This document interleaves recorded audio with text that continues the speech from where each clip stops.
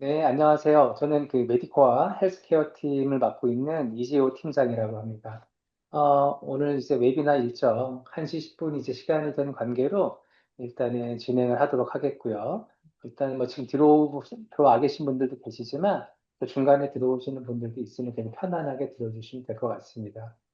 저희가 이제 웨비나를 진행한 지는 이제 한 3년째가 돼 가고요. 매번 자주 하지는 않지만, 그래도 기본적으로 분기마다 한 번씩 또 진행을 하고 있습니다.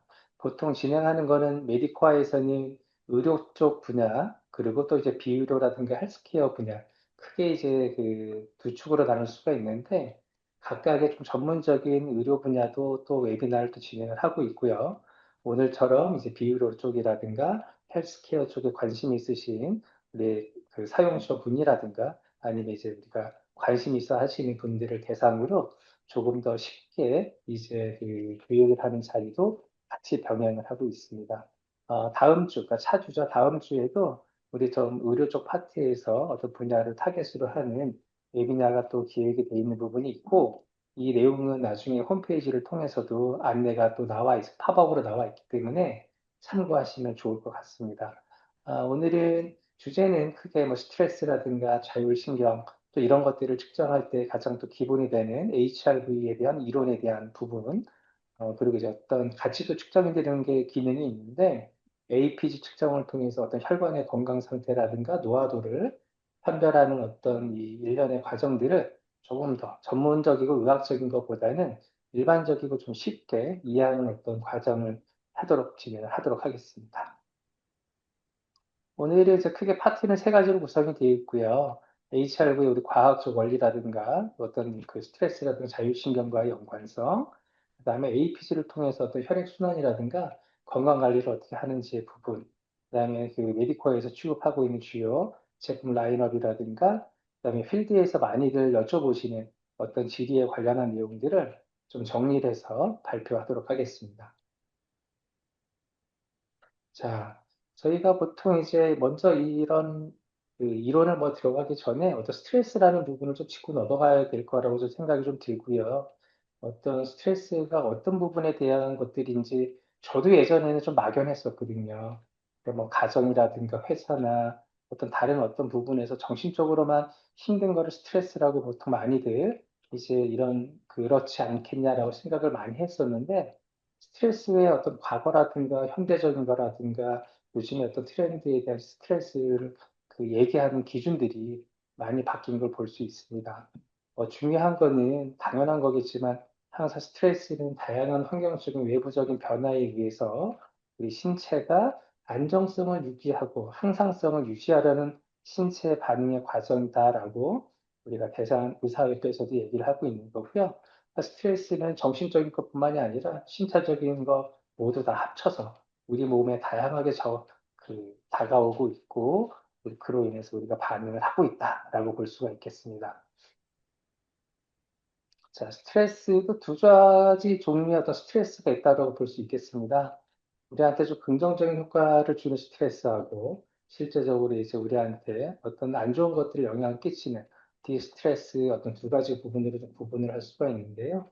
우리가 긍정적인 것들은 뭐가 있겠습니까? 우리가 뭐 회사에서 승진을 하거나, 우리 연애를 하거나, 어떤 우리가 마라톤을 뛰었을 때 어떤 나오는 어떤 도파민 분비라든가, 여러 가지 어떤 내가 스스로 어떤 만족도를 높이는 어떤 그 긍정적인 효과를 주는 스트레스가 있는 반면에 또 반대적인 거죠. 우리가 심리적이거나 신체적으로 어떤 긴장 상태를 항상 유발시키면서 우리한테 신체적인 어떤 질환을 유발시킬 수 있는 그런 안 좋은 어떤 스트레스가 존재한다고 볼 수 있습니다.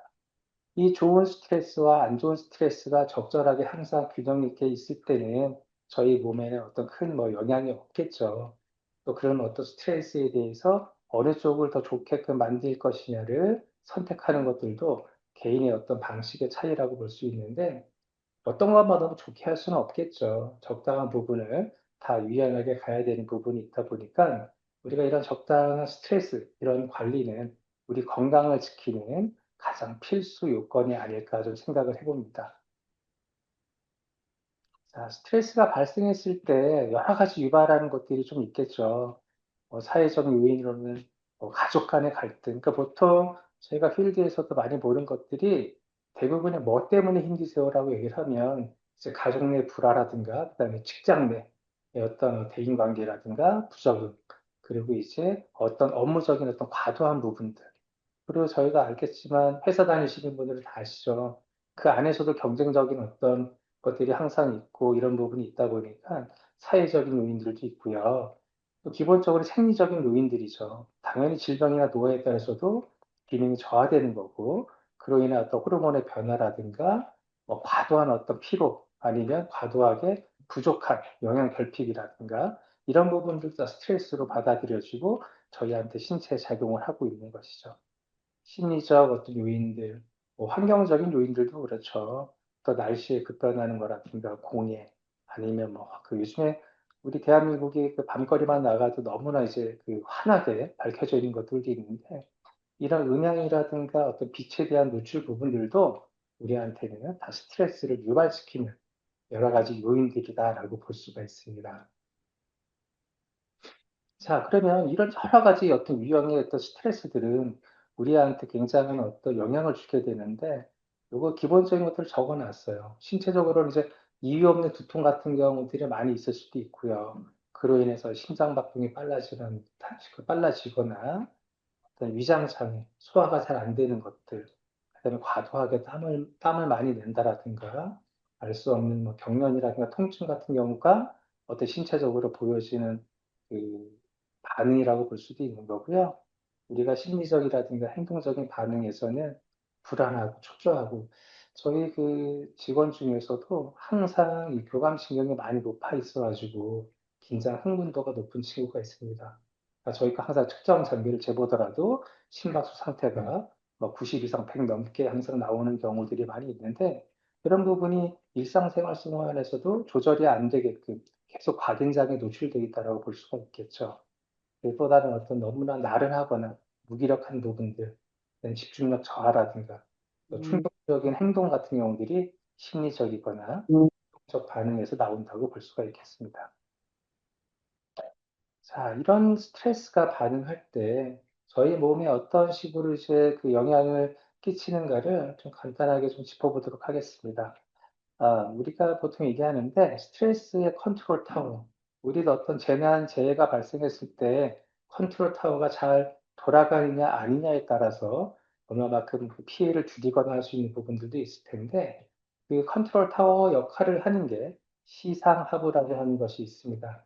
이 시상하부가 하는 역할은 우리가 알고 있는 체온이라든가 뭐 식욕 아니면 수면, 어떤 스트레스 반응 그다음에 자율신경계라든가 또 호르몬의 분비 이런 것들을 이제 조절할 수 있게끔 지휘하는 역할을 한다라고 볼 수가 있겠죠. 그래서 최초의 어떤 위기가 발생했을 때 시상하부에서 즉각적으로 반응을 하게 되는 것이고요.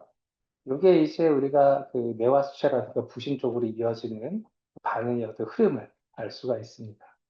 저희가 보통 스트레스라는 어떤 그 상황에서는 코르티솔이라고 하는 호르몬이 분비가 되는데 이거는 우리 몸이 그 스트레스에 대해서 대응하기 위한 어떤 그 시스템이다라고 생각을 해주시면 좋을 것 같아요. 그래서 보통 이제 코르티졸이 이제 발생했을 때는 이제 그 혈당을 올려줘야 되겠죠. 에너지를 써야 되니까. 그리고 이제 염증을 억제하는 그 몸의 과도한 반응을 조절할 수가 있는 거고요. 혈압을 좀 유지하고 긴장 상태를 유지시켜주는 역할들을 보통 하게 돼 있습니다. 그래서 즉 우리 신체가 한마디로 이제 위기 상황에 빠졌다라고 했을 때 그 상황을 대응할 수 있게끔 유지라든가 대응하게 만드는 생존 호르몬이 코르티졸이 하는 역할이다라고 볼 수 있습니다. 자, 우리 몸의 어떤 조절 센터, 뭐 신경계 위계 구조를 좀 보시면 당연히 가장 중요한 중추신경계가 있을 것이고요. 그 안에 이제 말초신경계 라인이 있습니다. 그거는 크게 이제 체성신경과 자율신경계 부분으로 나눠지는 거고요. 체성신경은 좀 의지로서 우리가 조절이 가능한 거예요. 예를 들면 저희가 뭐 손을 핀 다음에 5번을 오므려 보겠다. 이런 부분들은 저희의 생각, 의지대로 움직일 수 있는 것들이죠. 보통 이제 체성신경 쪽에서 담당을 하지만 앞으로도 우리가 설명을 드릴 그 자율신경계라는 부분은 우리의 어떤 의지하고는 상관없이 그 임의적으로 조절을 할 수가 없는 그런 상태의 신경계죠. 저희가 지금 당장 심장을 10번 더 빨리 뛰게 할 수도 없는 거고요. 어떤 위장을 지금 뭐 다시 움직이게 해가지고 소화를 더 빨리 시키게끔 제가 생각한다고 해서 바로 즉각적으로 하는 반응할 수 없는 것이라는 거죠. 말 그대로 자율신경계는 어떤 내 몸이 받았을 때 스스로 얘가 균형 있게 움직여 줄 수 있게끔 하는 게 자율신경계의 역할인 거고요. 그 안에는 이제 교감신경과 부교감신경으로 나눠져 있습니다. 저희가 보통 표현을 할 때는 자동차로 비유를 하거나 어떤 시소 같은 경우를 얘기를 하는데 무언가 올라가면 내려가는 이런 형태의 그 구조를 갖고 있습니다. 자, 우리가 보통 이제 싸우거나 도피하거나 둘 중에 반응을 이제 교감신경이라고 보통 얘기를 보통 그 비유를 많이 하는데요. 차로 따지면 자동차를 움직이게 해주는 가속 페달, 악셀레이터 같은 역할을 하게 되어 있죠. 그래서 보통 이제 위험을 감지를 하면 시상하부가 즉각적으로 이제 명령을 하달하게 되어 있는 거고요. 그래서 부신이 자극받아서 코르티졸을 분비를 하고 또 스트레스 호르몬이라든 이런 것들을 이제 분비를 하게 되는데 그때 나오는 반응들 같은 경우가 심장이 빨라지고 당연히 혈액을 많이 공급을 해야 되겠죠. 어떤 근육이라든가 뇌 쪽으로 많이 움직여야 되기 때문에 심장이나 혈관을 많이들 움직여야 되고요. 폐도 당연히 호흡을 더 많은 호흡을 들이마셔 산소를 들이마셔야 되니까 운동을 하게 돼 있습니다. 공공은 확장되는 거고요. 위장 같은 경우는 제가 소화시키는 것들은 그런 급박한 상황에서는 필요가 없겠죠. 그래서 기능을 억제하게 보통 되어 있습니다. 보통 이제 이거에 반대적인 역할을 하는 게 부교감 신경이죠. 그러니까 부교감은 말 그대로 자동차로 비하면 브레이크 같은 역할이죠. 저희가 차를 운전을 할 때 차라는 것들이 적절할 때 달릴 줄 알고 또 쓸 줄 알아야 되겠죠. 그래야지 원활하게 움직일 수 있다라고 보는 거고 신체도 동일하다고 보시면 됩니다. 제가 활동을 할 때와 제가 쉬거나 잠을 자거나 회복할 때 이런 것들이 항상 일상적인 생활 속에서 균형 있게 잘 이루어질 때 저희가 안정적이고 항상성이 있는 것이고 건강하다라고 볼 수가 있습니다. 그래서 이제 어떤 외부의 위협이 사라졌을 때는 이제 부교감 신경이 이제 활성화가 됩니다. 그래서 항상성을 회복하는 단계로 이루어지는데 빨랐던 심장의 그 심박수 같은 경우도 감소를 하고 높았던 혈압도 이제 저하가 되겠죠. 동그랗게 떴던 이제 눈도 이제 풀리면서 이제 안정을 되찾는 거고요. 위장 같은 경우도 이제 급박한 상황에서 벗어났기 때문에 열심히 또 이제 움직이면서 소화를 시킨다라든가 진행을 하게 되겠죠. 그리고 중요한 거는 어떤 면역세포라든가 이런 것들의 활성화라든가 재생이 이런 부교감 신경이 이제 충분하게 올라갔을 때 이루어진다라고 보는 거죠. 저희가 보통 밤에 잠을 잘 못 주무시는 분들, 불면증이 많으신 분들은 이런 면역체계가 떨어질 확률이 높아요. 왜냐하면 부교감 신경이 관할하고 그로 인해서 이제 여러 가지를 재생하고 회복해야 되는 단계를 거치지 못하기 때문이라고 볼 수가 있겠습니다.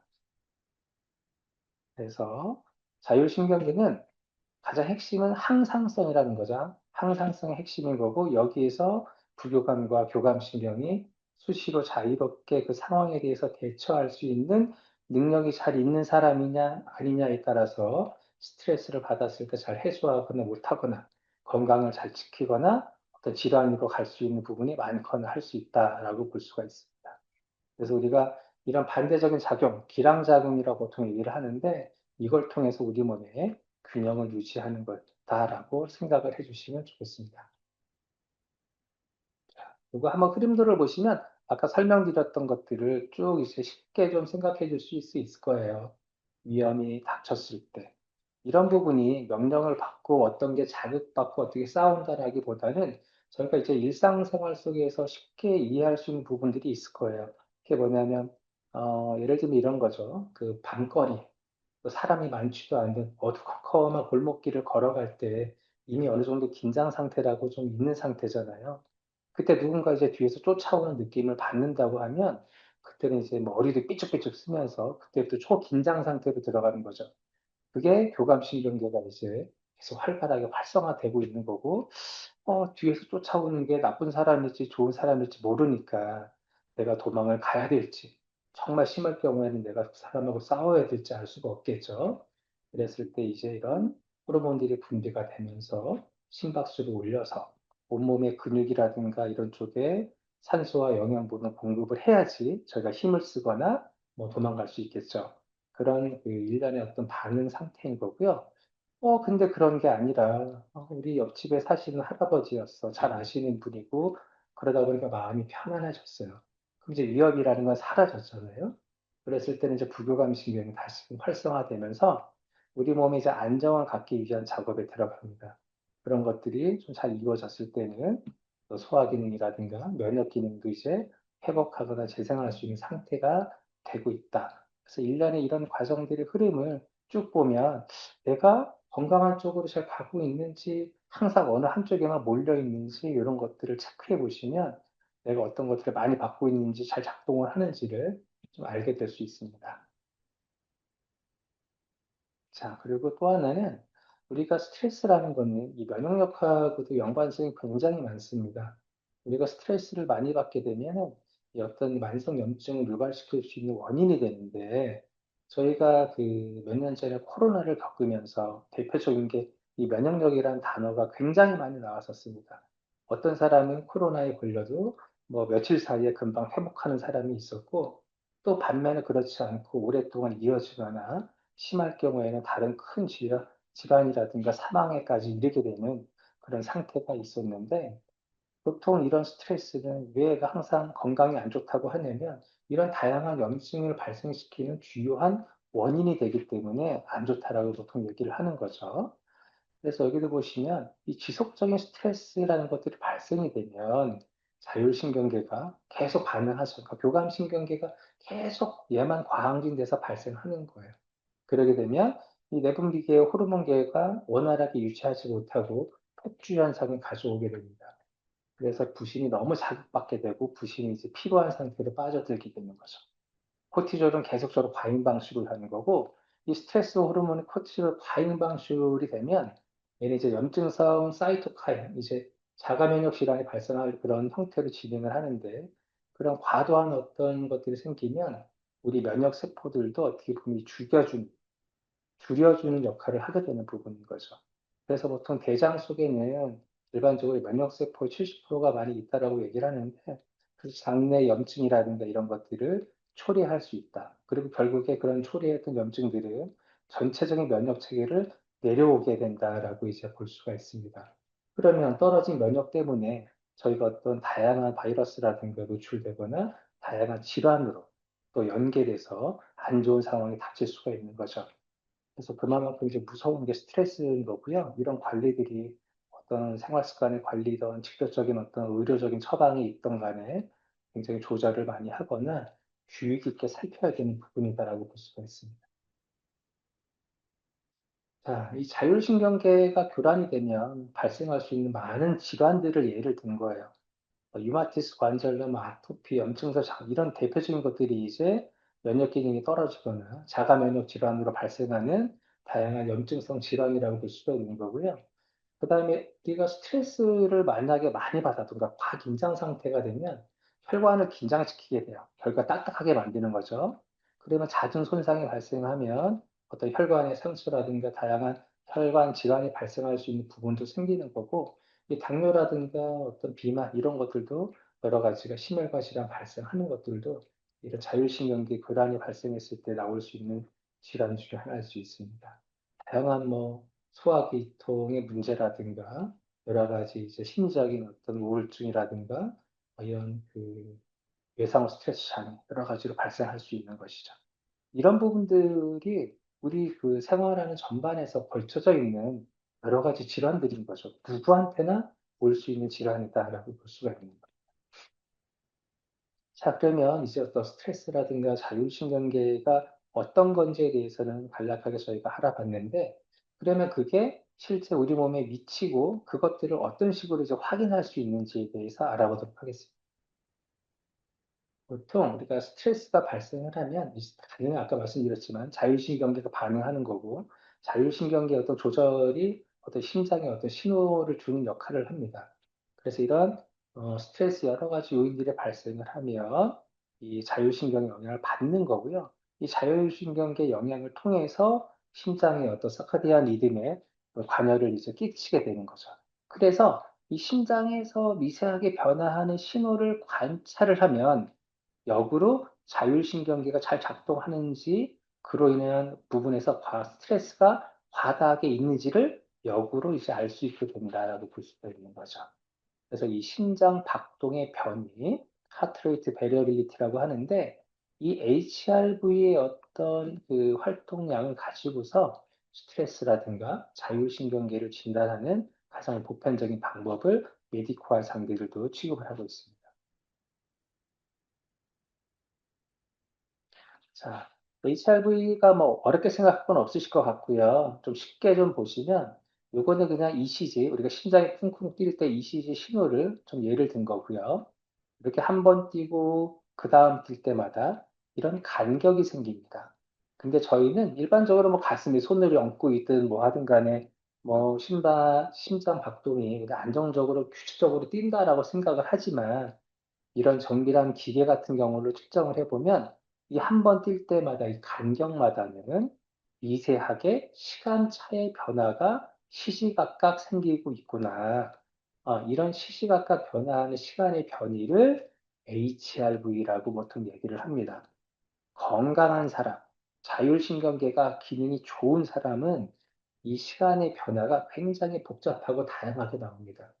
또 반대로 스트레스가 많거나 그로 인해서 자율신경계 기능이 떨어져서 건강이 좀 안 좋은 사람이 예를 들면 이런 시간차의 변화가 복잡하고 다양하지 않고 단조롭게 나온다라고 볼 수가 있어요. 그러니까 예를 들면 이 간격이 1초, 1초, 1초라고 하면 변화가 하나도 안 생기잖아요.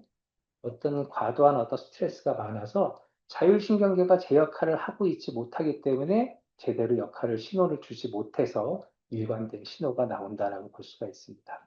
그래서 이 HRV 신호를 잘 분석하는 게 중요한 거고 이걸 통해서 자율신경계 기능을 파악할 수가 있습니다. 자, 자율신경계에 아까 말씀드렸죠. 교감신경과 부교감신경이 있다고 말씀드렸는데 보통 이제 교감신경이 작용을 하면 심장을 좀 빨리 뛰게, 심박수를 증가하게끔 해주는 거고요. 또 부교감신경이 관여하면서 심장을 살짝 느리게 해주는 심박수를. 그래서 얘네들이 교감과 부교감이 끊임없이 계속 움직이면서 아까 같은 그 HRV의 어떤 이 그 그래프를 만들어 준다라고 볼 수가 있죠. 그래서 이 가로에 있는 이 시간제 변이를 그대로 수직으로 세워서 그거의 끄트머리를 이렇게 딱딱딱딱 이어보면 아마 저희 장비를 쓰고 계신 분들은 있겠지만 뒤에 보시는 것처럼 이런 HRV의 타코그램이 형성이 됩니다. 지금 왼쪽에는 보통 이제 일반적으로 건강한 사람, 자율신경 기능이 좋은 사람이 예제를 든 건데, 이렇게 굉장히 복잡하고 크게 이 HIV가 변화하는 걸 볼 수가 있고요. 어떤 질병이라든가 스트레스가 과도한 상태가 많다라고 하면, 오른쪽처럼 보시면 그래프의 변화가 굉장히 작고 단조로운 어떤 파형이 나오는 것을 볼 수가 있습니다. 그래서 이 HRV의 감소는 심박동의 어떤 역동적인 변화하고 복잡성을 이제 그게 떨어졌다라고 얘기를 하는 거고요. 이 얘기는 결국에는 내 적응하는 대응하는 나의 힘, 파워 자체가 많이 상실됐다라고 이해할 수 있습니다. 이 HRV는 보통 뭐 당연히 아시겠지만 전 세계적으로 가장 보편화돼서 비침입적으로 많이 쓰는 방식 중에 하나인 거고요. 그래서 일반적인 다른 것보다도 객관적인 지표로서도 많이 쓰는 거고 어떤 다양한 치료나 처방했을 때 어떤 변화도를 관찰하기에 용이한 어떤 검사 방법이다라고 볼 수가 있습니다. 굉장히 HRV 관련해서는 전 세계적으로 많은 논문과 이런 페이퍼가 나올 정도로 신뢰도가 높은 어떤 방법이다라고 생각해 주시면 좋을 것 같습니다. 또 추가로 이제 메디코에서는 이제 그 보통 장비 검사가 HRV 쪽을 통해서 스트레스 자율신경 검사가 많이 있긴 하지만 또 다른 우리 손가락에 끼는 광 센서 타입을 통한 센서를 통해서 어떤 그 말초단의 어떤 순환 상태가 어떤지 체크해 볼 수 있는 그 기능도 같이 들어가 있습니다. 그래서 이제 이 차트에서는 우리 혈관의 건강이 어떤 식으로 측정이 되고 어떤 식으로 유의 있게 보는 게 좋을지에 대해서 간략하게 설명드리겠습니다. 저희가 보통 이제 여기서 예를 들어놓은 혈관의 모양인데요. 저희가 젊고 어리고 했을 때는 아마 이렇게 있지 않았을까요? 혈관도 보면 안에 노폐물도 없고 깨끗하고 또 혈관이라는 거는 잘 보시면 이렇게 말랑말랑한 구조가 돼 있죠. 그러니까 말랑말랑하면서 안에가 깨끗해야지만 우리가 심장에서 그 혈액을 방출했을 때 그 피들이 잘 퉁퉁퉁 잘 튕기면서 멀리까지 갈 수가 있는 거죠. 그렇지만 여러 가지 부분이 있겠죠. 당연한 노화도 있을 거고, 어떤 잘못된 생활 습관의 문제, 뭐 유전적인 부분, 여러 가지 부분들 때문에 이제 이런 혈관에 노폐물도 많이 끼거나 혈관이 이제 점점점 딱딱해지는 그런 상태가 되면 혈액의 순환이 좀 안 되는구나. 그 혈액 순환이 안 되는 상황이네라고 이제 예측해 볼 수가 있죠. 그러면 혈액 순환이 보통 안 될 때는 머리 쪽에서 그런 걸 생기면 중풍이나 치매가 많이 올 수도 있는 거고요. 심장 쪽에서 온다 그러면 협심증이나 다양한 것들 증상이 오는 거고, 동맥경화라든가 고지혈증, 여러 가지 부분을 생각할 수도 있고, 이 말초당까지 잘 미치지 못하면 손발 저림 증상이라든가 좀 차가운 이 순환장애로 인한 부분들이 다양하게 발생할 수 있습니다. 그래서 보통 병원을 가면 뭐 이런 검사를 많이 합니다. 뭐 동맥경화 진단기라든가 아니면 경동맥 초음파, 뭐 혈관 조영술 이런 것들을 많이 하지만 이런 것들이 가장 정확한 부분일 수도 있겠죠. 그렇지만 이런 것들은 병원을 가야 되고 별도의 비용을 또 많이 지불해야 되는 부분도 있는데 저희가 또 방식을 취하고 있는 가속도 맥파 방식, APG 방식을 통하게 되면 어떤 전문적인 검사라고는 비교하기는 어렵겠지만 1차적인 어떤 스크리닝 기능으로 쓰기에는 유용하다라고 볼 수가 있습니다. 자, 그래서 저희가 APG가 보통 어떤 식으로 측정이 되냐면, 이 심장에서 이제 박출했을 때, 이 말초등까지 몇 가지 어떤 흐름 상태에서 나오는 그 용적 맥파를 이제 분석을 하는 거고요. 손 끝단에서는 빛 센서, 적외선 그 광 센서를 통해서 헤모글로빈의 어떤 흑광량을 통해서 그 예측을 하게 되어 있습니다. 요거는 이제 예제를 든 거고요. 이렇게 손가락에 센서를 끼고 있을 때 이제 발광부하고 이제 수광부가 있어서 그 빛을 계속 쏘고받으면서 그 손가락 끝단에서 계속 혈액이 들락날락 했을 때 헤모글로빈의 흑흑량을 좀 감지하게 되는 거고요. 그때 저희는 이제 투과형 센서, 빛을 쏘고 밑에 손가락을 투과해서 받는 방식과 또 요거보다는 좀 떨어지는 방식이 있기는 한데 보통 반사형 방식도 일반 다른 데서는 나오는 걸로는 알고 있어요. 그러니까 메디코에서는 투과형 센서를 쓴다라고 하는 거고 이걸 통해서 이제 그 취득된 신호를 가지고서 조금 더 수치를 잘 구하기 위해서 이제 어떻게 보면 이제 가공하는 신호가 APG 가속도 매파 파형이다라고 볼 수가 있습니다. 그래서 이런 어떤 신호들을 어떤 변곡점을 좀 명확히 구하기 위해서 2차 미분한 신호다라고 볼 수가 있는 거고요. 이런 신호들의 파형을 계속 뭐 1분이든 이런 시간 동안에 계속적으로 수집을 해서 얼마만큼 이런 파형들이 많이 분포했는지를 통한 혈관 단계를 제시를 해주고 있습니다. 보통 나중에 이게 기준점이 되긴 하는데 올라갔다가 보통 B단으로 내려가는 이런 부분이 쭉 많이 내려갈수록 이 혈관을 받고 있는 압력에 대한 탄력성이 좋다라고 보통 얘기를 하고요. 그다음에 재상승했다가 그 떨어지는 그 D 보통 이제 구역을 얘기를 하는데 이것들이 이제 중심선 이하로 좀 잘 내려왔을 때 혈관 말초혈관까지도 탄력성이 좋다라고 얘기를 합니다. 그래서 이런 신호의 패턴이 저희 메디컬에서 얘기하는 7단계의 파형 중에서는 가장 어떤 좋은 단계의 모양의 파형이다라고 보시면 되고요. 뒷부분에 보시면 1단계는 이제 이렇게 돼 있었겠죠. 저희가 되게 젊고 건강했을 때는 저런 식으로 이제 파형이 좀 예쁘게 나오고 이 보통 보시면 여기 단계랑 이 끝단을 이렇게 기울기를 이어보면 이 상태가 단계가 지날수록 조금씩 눕는 거를 이제 보게 돼요. 그래서 보통 이제 1, 2단계는 젊고 좋은 상태라고 보는 거고 보통 이제 3, 4단계만 들어가도 아까처럼 기울기가 이렇게 나와 있던 것들이 이제 거기서 이제 수평으로 이제 누운 상태를 이제 볼 수가 있겠죠. 이제 혈관이 좀 노화가 진행되거나 순환 기능이 조금씩 떨어질 가능성이 있으신 단계에 접어들었다라고 얘기를 하고 보통 5단계는 이 기울기가 반대로 역전돼서 보여주는 이제 기울기가 나타나기 시작합니다. 그때는 이제 노화 진행 속도도 빠르고 이제 혈관의 어떤 순환이 꽤 나빠졌을 때 패턴을 얘기하고 이제 7단계, 6, 7단계 접어들면 이제 이런 분들은 어떤 혈관 순환 장애가 있을 가능성이 높겠다라고 예측해 볼 수가 있어요. 그리고 이제 만성 질환이 좀 많겠다. 아니면 연세가 너무 많이 들어서 이제 노화도 이제 굉장히 심한 단계일 수 있기 때문에 내가 어떤 단계에 현재 항상 평균적으로 유지가 되고 있는지를 좀 잘 체크를 해보면 뇌순환에 대해서 어느 정도 예측하실 수도 있는 거고, 그보다 더 나쁜 단계, 내가 5, 6, 7단계가 자주 빈번하게 나온다라고 하면 어떤 순환이 좀 안 좋거나 혈관의 노화나 탄력이 떨어질 가능성이 높다 보니까 그런 부분을 좀 어떤 전문적인 어떤 기관이나 병원 쪽에 좀 가셔가지고 추가적인 검사를 해보시는 것도 좋다라고 볼 수가 있습니다. 자, 그래서 뭐 혈관이 안 좋다라는 거를 얘네들이 얘기를 해주진 않잖아요, 저희한테는.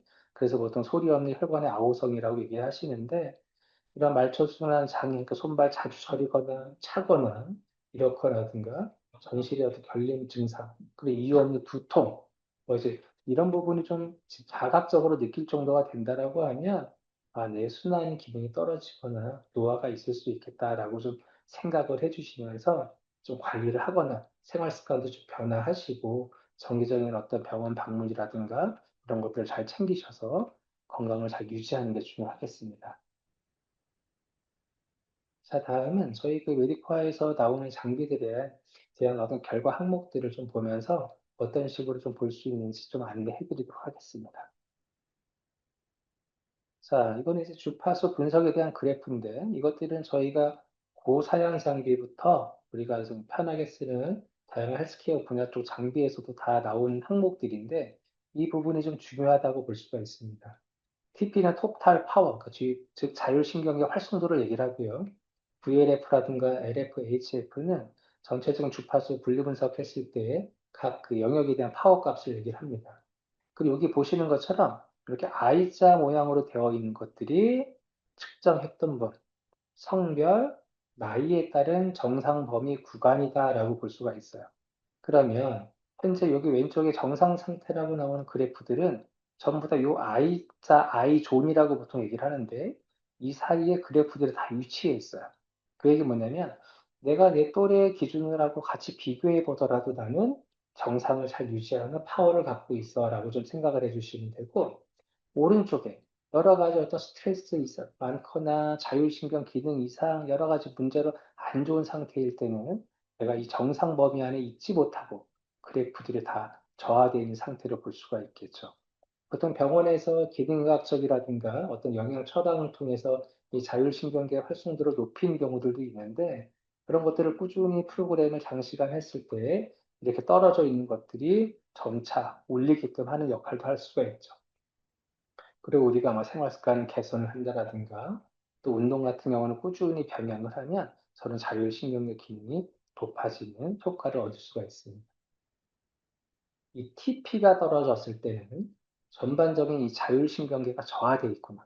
이 저하된 원인들은 과도한 스트레스라든가 여러 가지 문제가 있었기 때문에 저하됐다라고 좀 예측할 수가 있는 거고요. 이 베리 로우 프리퀀시, 매우 낮은 주파수 대역이 보통 떨어졌을 때는 어떤 호르몬 계통이라든가 체온 조절, 산소 부족이 어떤 이상이 있을 때 떨어진다고는 하지만 한 3분, 5분 측정 가지고서는 좀 유의성 있는 그 데이터를 찾기에는 조금 의미가 적다라고 볼 수가 있고요. 이 LF 저주파수 구간에서는 어떤 체내 에너지 소실, 그래서 과도하게 피로하거나 이게 그 어떤 그 무기력한 증상이 나타나게 되면 이 교감신경의 파워가 보통 떨어지는 걸 확인할 수가 있습니다.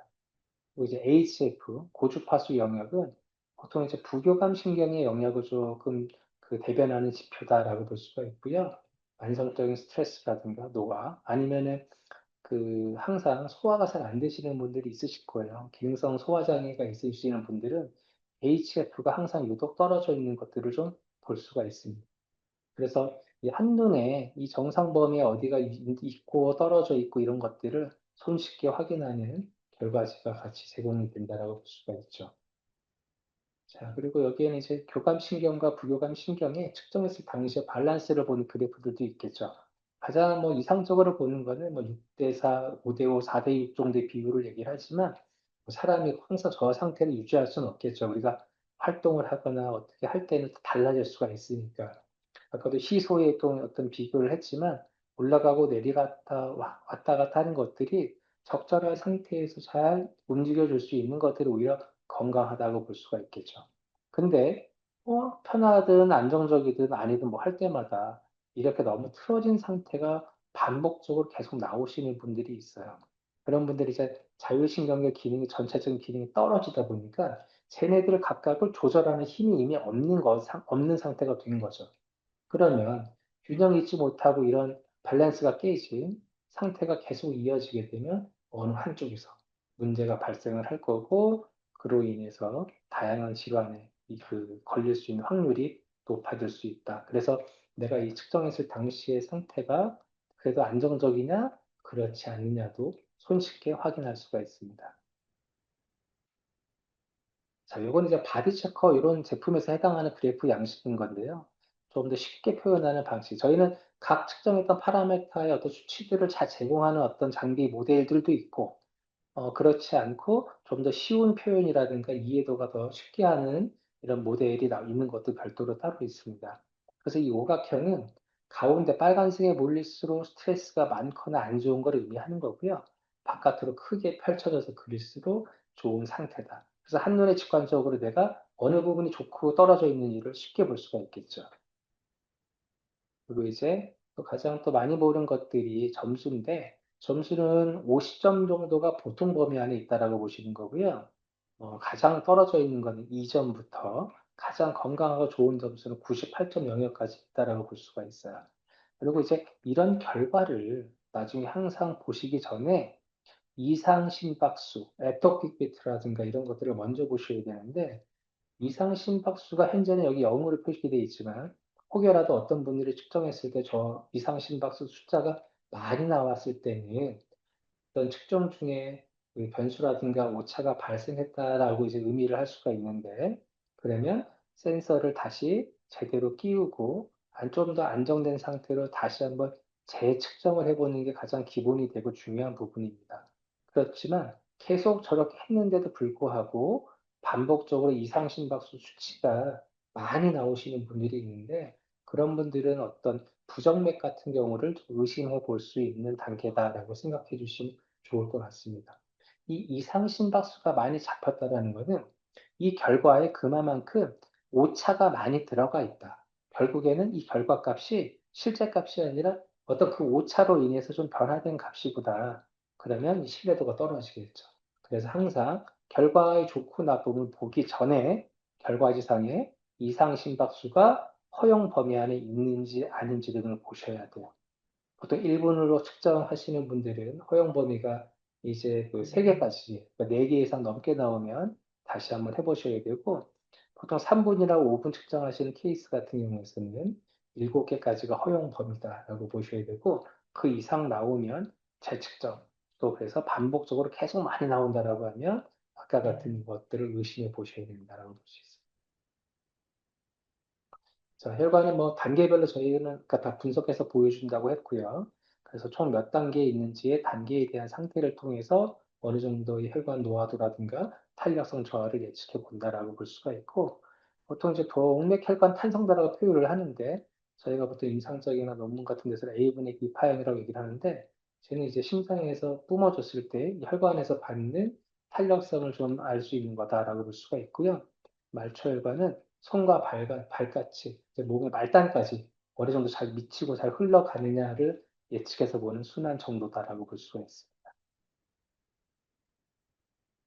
네, 그 메디카에서는 다양한 HRV 장비들이 많이 있습니다. 그래서 뭐 운영되는 상황이라든가 예산, 진료 방향, 아니면 연구 방향에 따라서 모델은 적정하게 다 선택하실 수가 있는 거고요. 가장 일반 로컬이나 병원 쪽에서도 가장 많이 쓰는 게 SA3006. 이번에 SA 프로라고 하는 부분에 어떤 그 윗사양 제품도 나오긴 했는데, 얘는 좀 전문가용의 어떤 제품이다라고 볼 수가 있어요. 그래서 전극형, 그 손발에 끼는 전극형 센서라든가 이런 것들이 더 추가돼서 정밀 측정도 가능하고, 여러 가지 측정 항목에 대한 파라미터예요. 또 정밀한 수치까지도 다 제공을 하는 게 장점이다라고 볼 수가 있는 거죠.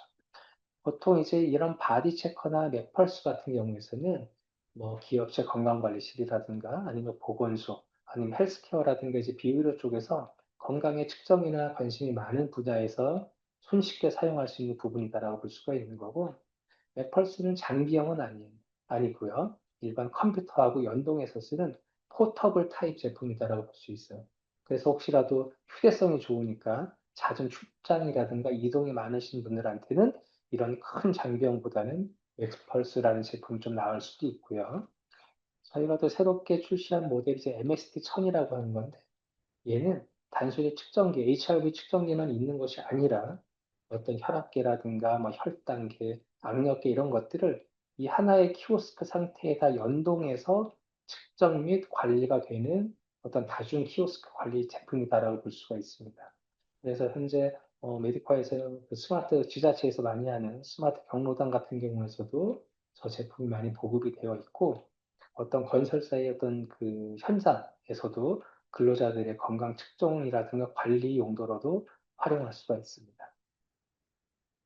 그래서 삼천유 같은 경우에서는 이 다양한 전문적인 보통 이제 의료 쪽 분야에서 많이 쓰는 그런 형태의 그 제품이다라고 보실 수가 있고 이런 HRV 쪽 관련한 검사 이외에 어떤 호흡 훈련이라든가 심호흡식 심박동 검사 이런 것들도 같이 볼 수가 있습니다. 병원 쪽에서는 이제 보험이 적용되는 부분들도 있고요. 바디체커는 여러 가지 이제 보건소, 헬스클럽, 뭐 이런 치유센터처럼 많은 부분들이 손쉽게 측정할 수 있는 가장 그 대표적인 모델이라고 볼 수가 있고요. 맥펄스는 아까도 말씀드렸지만 이동과 휴대가 용이한 부분들, 그런 부분들한테 그 분야에서는 맥펄스라는 제품이 가장 어울린다라고 볼 수가 있습니다. 자, MSD1000은 통합 건강관리 키오스크라고 아까 설명을 드려서 이런 다중 제품들을 다 연동해가지고 측정 및 데이터 그 관리가 가능한 부분이다라고 볼 수가 있어요. 자, 이 모든 제품들은 공통된 핵심 기술들이 있는 거고요. 메디코아만의 어떤 가장 중요한 한국인에 대한 레퍼런스를 갖고 있기 때문에 성별이든가 나이에 따라서 정상치와 비교해서 실제 너는 좋아, 나빠요라고 얘기를 해줄 수가 있는 거고요.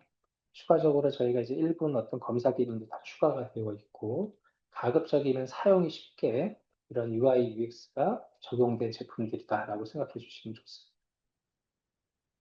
그래서 각 분야라든가 그 상황에 맞게끔 적절한 모델을 선택하시면 되겠죠. 자, 그리고 보통 이제 측정 시 어떤 주의사항들, 아무리 좋은 진단기라 하더라도 그 측정 자체에 어떤 오차가 발생을 하면 신뢰성을 잃기 때문에 가장 어떤 부분에서 좀 주의를 해야 되고 하는 부분에 대한 주의사항을 좀 설명을 드리겠습니다. 이건 아까 그 앞단에서 설명드렸던 부분, 가속도 맥화 방식에 대해서 어떤 식으로 이제 찾아낸다라고 하는 부분이니까 넘어가고요.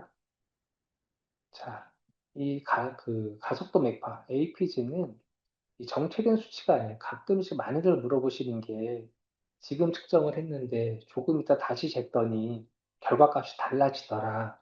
이게 왜 이렇게 많이 변화하는 거냐? 이거 믿을 수 있는 거냐? 이런 제품, 이런 얘기들을 많이 하시는 건데 저희 생체 신호, 그러니까 심장에서 반응하고 있는 신호로 인해서 여러 가지를 측정하게 되는데 얘네들은 항상 같지 않아요. 똑같이 움직이는 게 아닙니다. 그 시시각각 굉장히 변할 거고요. 제가 지금 현재 말하고 있는 거, 침 한번 삼키는 거, 센서를 끼고 있는 거를 좀 움직였을 때 이런 다양한 거에 의해서 그런 어떤 변화들이 발생하기 때문에 이런 변화들을 가급적이면 많이 안 생기고 안정적으로 그래서 측정을 하는 게 그나마 신뢰도 높은 결과를 얻을 수 있는 단계다라고 볼 수가 있는 거예요. 그래서 이런 여러 가지 수시로 변화하는 것들이 이미 발생하고 있으니까 한 번에 여러 번 하는 것보다는 루틴하게 꾸준히 재가면서 내 어떤 평균값이 어떻게 가는지를 따져보는 게 좋은 방법일 수 있습니다. 자, 그래서 생체 리듬이죠. 이 혈압이라든 혈당도 오전, 오후가 다 틀립니다.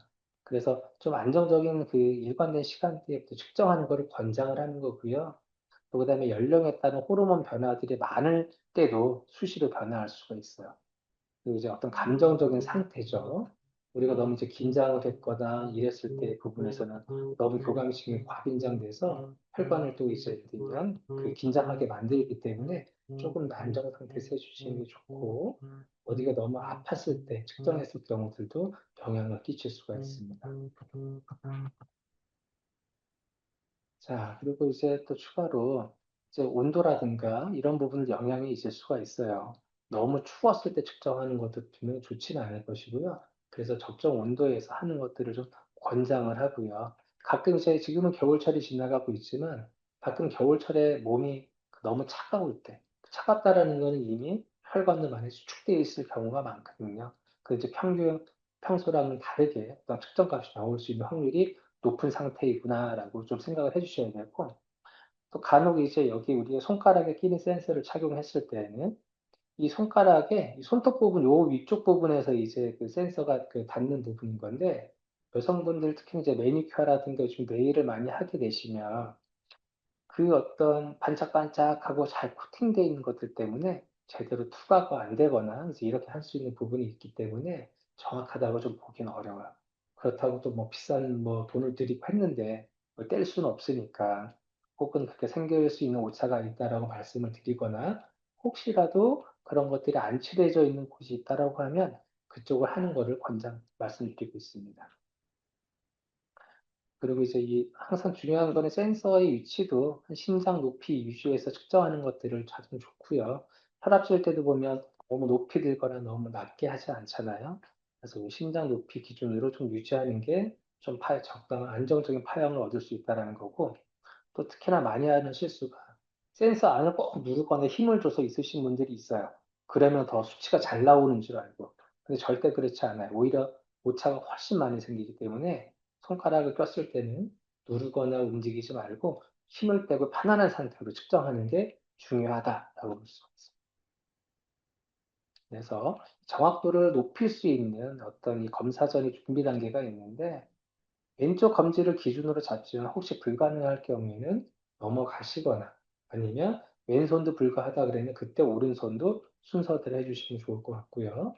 적정한 온도라든가 이런 것들이 좀 있어야 되고, 너무 운동 직후라든가 만약 밥을 먹고 왔어요. 뭐 힘들게 내가 여기까지 오는데 좀 빨리 뛰어왔어. 이런 것들이 있으면 이미 심박수에 영향도 많이 끼쳐 있을 거고, 생체 신호를 되게 변화를 많이 만든 상태이기 때문에 조금 뭐 최소한 5분이나 10분이라도 좀 안정을 취한 후에 측정을 하는 게 좋고요. 흡연이라든가 카페인 이런 것들도 당연히 영향을 끼칩니다. 그리고 보면 전날 과도하게 음주 같은 걸 많이 했을 때 보면 그 다음날 HRV가 굉장히 현저히 떨어질 수 있는 것들을 볼 수도 있기 때문에 그런 것들이 좀 없을 때 해주시는 게 좋고요. 측정할 땐 당연히 움직이거나 말하지 말고 안정적인 상태로 측정하는 게 중요하다라고 볼 수가 있습니다. 그래서 이런 여러 가지 준비 단계를 좀 잘 거쳐주시면 조금 더 정밀도, 정확도가 높은 결과 수치를 얻을 수 있는 방법들이니까, 실제 필드에서 저희 장비를 사용하시는 분들은 그런 쪽으로 많이 신경 써서 측정을 해주시는 게 중요하다라고 볼 수가 있습니다.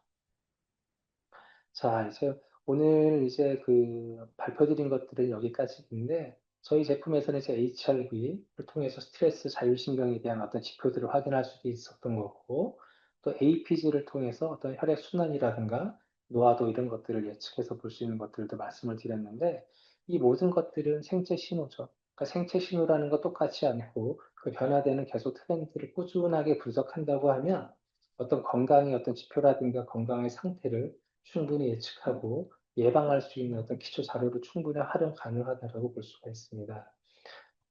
그래서 이런 어떤 관리가 앞으로도 중요한 부분이 있는 것이고요. 지금 오늘 교육 이외에 추가적으로 궁금하신 거나 이런 것들이 있으시면 채팅방에 글을 남겨주셔도 되고, 별도로 메일을 주시면 그거에 어떤 관련된 또 전문 부서라든가 담당자를 통해서 또 상세 안내를 해드리도록 하겠습니다.